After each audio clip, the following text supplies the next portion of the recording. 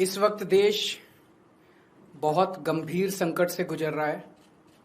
पूरे देश में एलपीजी गैस जिसे हम बोलते हैं, जो घरों में खाना बनाने के भी काम आती है, रेस्टोरेंट में, इंडस्ट्री में, तरह तरह से लोग इसका इस्तेमाल करते हैं। एलपीजी सिलेंडर का, गैस का, इसकी देश में भारी किल्लत हो गई है। और उसका कारण है कि पूरे देश में जितनी डेली प्रोडक्शन होती है उसकी 50% प्रोडक्शन कम हो रही है, 50% प्रोडक्शन कम हो रही है। ये कैसे, मैं आपको थोड़ा समझाता हूँ।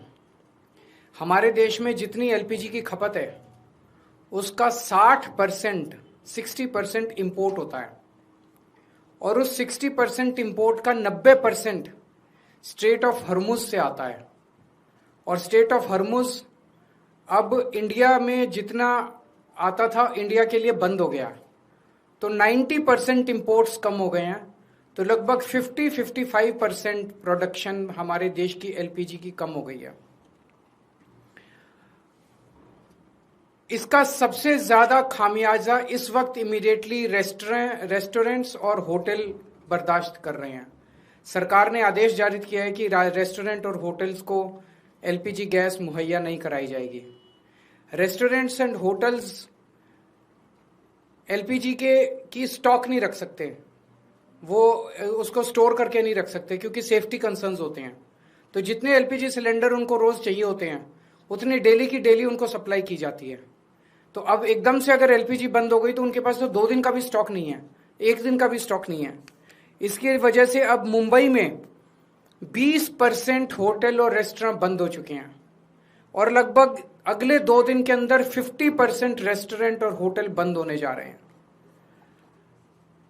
तमिलनाडु में लगभग 10,000 होटल और रेस्टोरेंट्स बंद होने की कगार पे हैं। पंजाब और दिल्ली एनसीआर में हजारों होटल और रेस्टोरेंट्स आने वाले कुछ दिनों के अंदर बंद होने जा रहे हैं। और ये पीक वेडिंग सीजन है, शादियों का सीजन है। तो मुझे लगता है अगर ये जारी रहा तो बहुत सारे लोगों को शादियां पोस्टपोन करनी पड़ेंगी। और इसी तरह की कहानियां बेंगलोर, हैदराबाद, पश्चिम बंगाल, छत्तीसगढ़, हरियाणा, बिहार, सब जगह से आ रही हैं। मोरबी जो गुजरात में है, जिसको कि टाइल इंडस्ट्री का एक तरह से कैपिटल माना गया है, वहां पे 650 इंडस्ट्रीज हैं। उनमें से 170 इंडस्ट्री बंद हो चुकी है और 1 लाख लोग बेरोजगार हो चुके हैं। पूरे देश में इससे 1 करोड़ से ज्यादा लोगों के एकदम से बेरोजगार हो जाने की आशंका है।